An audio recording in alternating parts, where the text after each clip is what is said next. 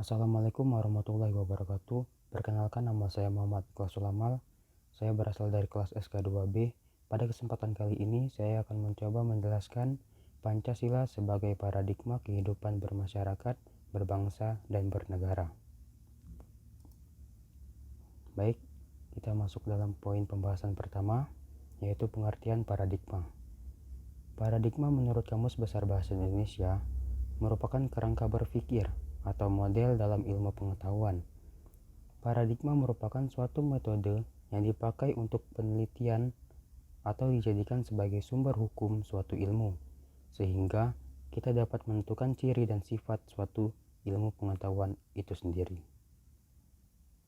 Yang kedua, Pancasila sebagai paradigma. Pancasila sebagai paradigma berfungsi sebagai arah dalam menentukan kebijakan dalam pembangunan nasional. Kebijakan tersebut meliputi semua bidang, baik itu kebijakan di bidang politik, ekonomi, sosial budaya, pertahanan, dan keamanan. Pembangunan nasional adalah suatu pembangunan yang bertujuan untuk menciptakan keadilan, kemakmuran, dan kesejahteraan rakyat Indonesia. Konsep yang harus diperhatikan dalam kedudukan Pancasila sebagai paradigma pembangunan nasional antara lain, Pancasila harus menjadi kerangka kognitif dalam identifikasi diri sebagai bangsa. Yang kedua, Pancasila sebagai landasan pembangunan nasional. Yang ketiga, Pancasila merupakan arah pembangunan nasional. Yang keempat, Pancasila merupakan etos pembangunan nasional. Dan yang terakhir, Pancasila sebagai moral pembangunan nasional.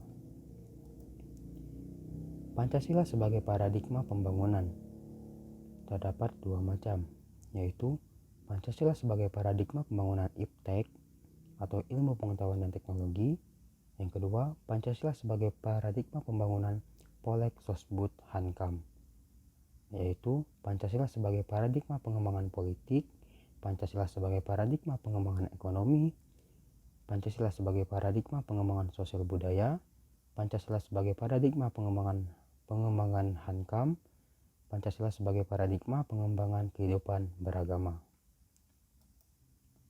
Selanjutnya, Pancasila sebagai paradigma kehidupan kampus.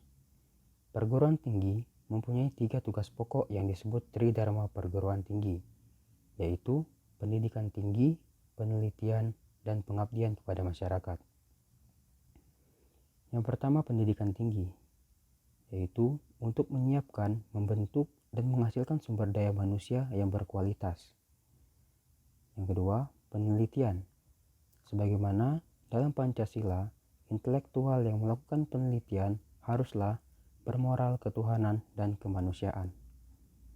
Dan yang terakhir, pengabdian kepada masyarakat, yaitu aktualisasi pengabdian kepada masyarakat pada hakikatnya merupakan suatu aktualisasi pembangunan ilmu pengetahuan demi kesejahteraan umat manusia. Macam-macam dari aktualisasi Pancasila. Yang pertama, aktualisasi Pancasila objektif.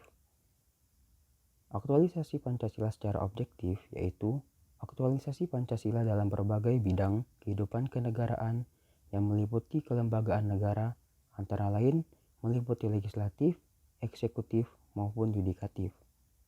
Selain itu, juga meliputi bidang-bidang aktualisasi lainnya, seperti politik, ekonomi, hukum, terutama dalam penjabaran ke dalam undang-undang, GBHN, pertahanan keamanan, pendidikan, maupun bidang kenegaraan lainnya.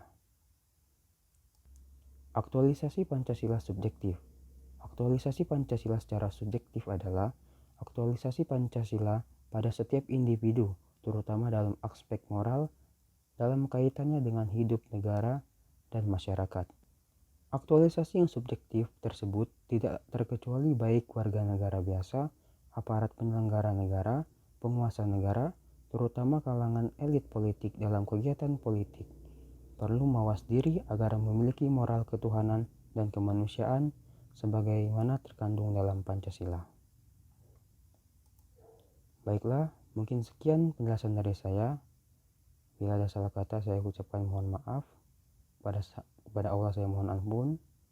Terima kasih. Wabillahi taufiq wal hidayah. Wassalamualaikum warahmatullahi wabarakatuh.